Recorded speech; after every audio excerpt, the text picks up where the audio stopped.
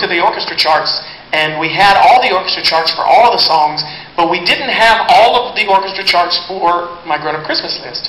We had half of my charts, and we had half of Kiana's. Kelly Clarkson had loaned us her charts from her version for Kiana to sing. So we had half of her charts and half of mine. We didn't have an entire set for the orchestra to play with, which pretty much meant no grown-up Christmas list for this tour. We weren't going to be able to do it.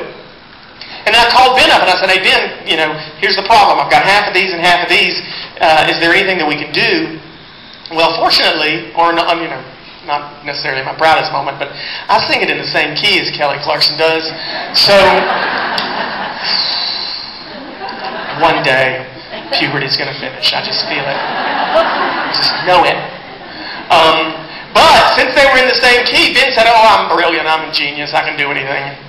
And so he took the song, and what you just heard was half of the orchestra playing the Kelly Clarkson version, and half of the orchestra playing my version, and then Ben did something special here in the middle, and made it all work. That is how brilliant and how much of a genius he is. Ben Cohen on the piano.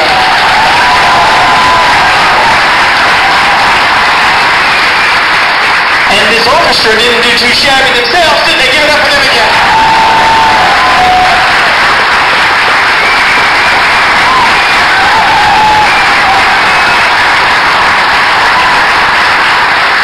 And back there, banging on the drums, Joe. Say hey to Joe. Joe, say hey to everybody. Joe has a very, very odd last name. It's very weird. It's very strange. This is Joe's last name. I can't say it. You think you can say it? Don't say it now. Don't help. Don't help. Can you all? Did you just say Milwaukee? Is this a very common Milwaukee name? Is it? Are you sure? Is your ancestry from Milwaukee, Joe? No. You think you can say it? Don't say it. Just look at it. You get one chance, and there's another prize maybe in it for you if you can say it right. Shh. I'm talking to you. One chance. One chance. Sound it out. Think it through. Tell me when you're ready. Okay. Chorosky? No!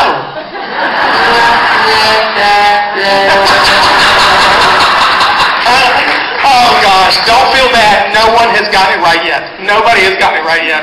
Gives the trombone player something to do, doesn't it? I do know how to say his name.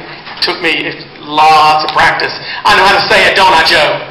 Yes, I do. But I don't say it because y'all's got your video cameras up and it's going to be on the YouTubes. And then tomorrow night, or the next night when I'm in Colorado, somebody's going to have practiced it. And so I don't say it out loud anymore because I don't want people knowing how to say it. Do you know how to say it? Some of you know how to say it because you practiced, didn't you? You asked him. Are you telling people how to say it? What? You tell them to look it up. You should start telling them how to say it and say it wrong. Say it like this dude did, because that was a disaster. You should just tell them the wrong thing. What are you doing? You're cheating. Do I want to know what it is? I told you I know how to say it already. I know what I'm doing. I practiced that. I know it better than I know some of these songs. Give it up for Joe anyway, even though he's got a funny last name. I'm talking to these ladies up here. I told you I talked to them earlier. One of them came from New Zealand. She flew in from New Zealand, which blows my mind.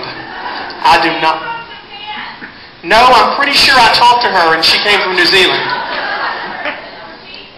Who did? What? Who are you talking? You just want to... She's embarrassed. Stop embarrassing her.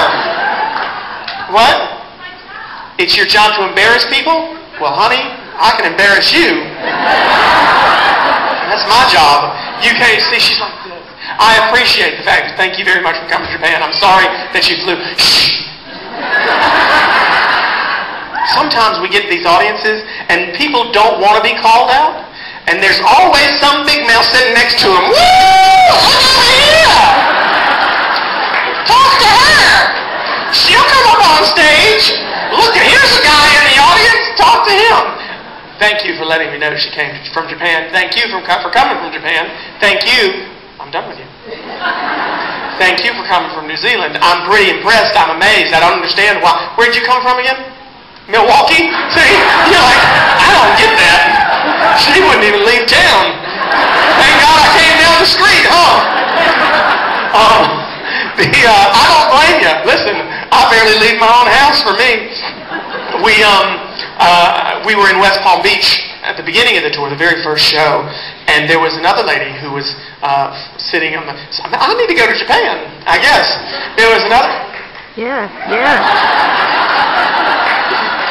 Do you have your ticket with you? Do you have your ticket to the show with you? I'll pull it out. Whose name is on it?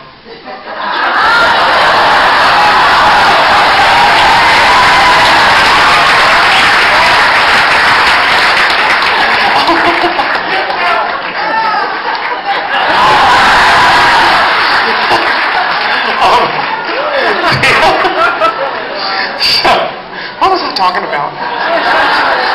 So there's a lady who is from Japan in the front row on the first night, and she had flown 16 hours, which we found out today you beat her by. But she had flown 16 hours to come to the show and wanted to be here on the first show. And that, it was amazing to me, halfway around the world. And we did 4 shows in Florida this year. I felt like I was running for president. I was in Florida so much. But we did 4 shows in Florida, the first one in West Palm, and then we crossed just a few hours away to Sarasota, and then we walked down the street and did it at the next theater, and walked down the street and did it at the next one. We did a lot. It was a wonderful marketing idea. Whistle-stop tour of every city in Florida. And I asked her, she said she was going to be in town for like 5 days. And I asked her, well, are you coming to any other shows? And she said, no, she wasn't. And I thought, what? You'll fly around the world, but you only see me once?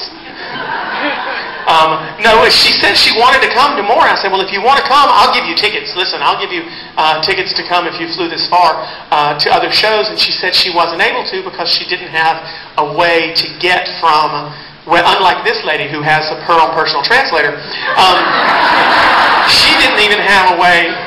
She didn't have a way to get from West Palm to Sarasota. She didn't have anywhere to stay. She only was able to fly in and go to the one show. And halfway, while I was talking to her about it, apparently somebody else in the audience found her after the show and said, listen, if you want to go, I'll drive you somewhere. I'll drive you across to Sarasota. You can stay with me. And I'll take care of you while you're in town and make sure you get where you need to go. And we were talking earlier today, and you said that you are flying to Denver after this, right? Because our next show is outside of Denver, about an hour outside of Denver, and you're meeting up with someone who you don't even know yet. You've never met yet. That is crazy. And I don't know what life is like in New Zealand, honey, but it ain't smart here. She's going to meet up with somebody in Denver and drive to Vail to our show there. So that story, and now yours and yours, because you have your own personal puppet master, are moving to me, and they're kind of indicative of how incredible you guys are and have been to me for the past 10 years, allowing me to do this. It's my second time here, and 10 years of being able to sing, and I wouldn't be able to do it if it weren't for folks like you guys, and I thank you so much for letting me. The spirit of the season is evident tonight, isn't it? Yes, in the alcohol and the stories about, about New Zealand. This song starts the season for me every year. It really is my favorite kickstart to the season. It talks about not waiting and saving that spiritual December, not sharing the love all year round. Turn to the person next to you right now, give him a big hug, tell him I love you, and that next year,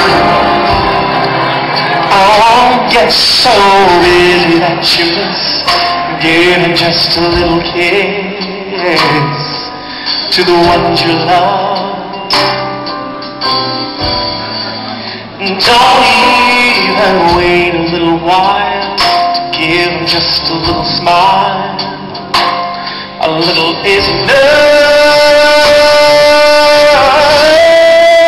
How many people are crying? Some people are dying.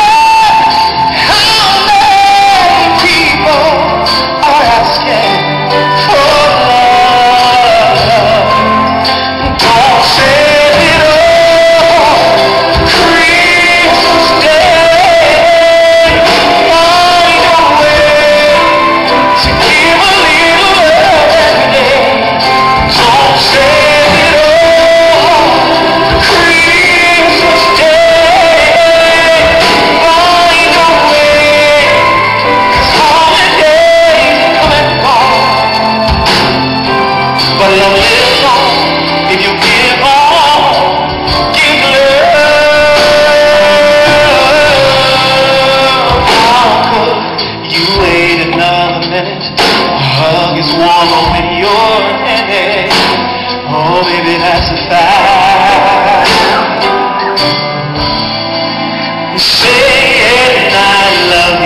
always better.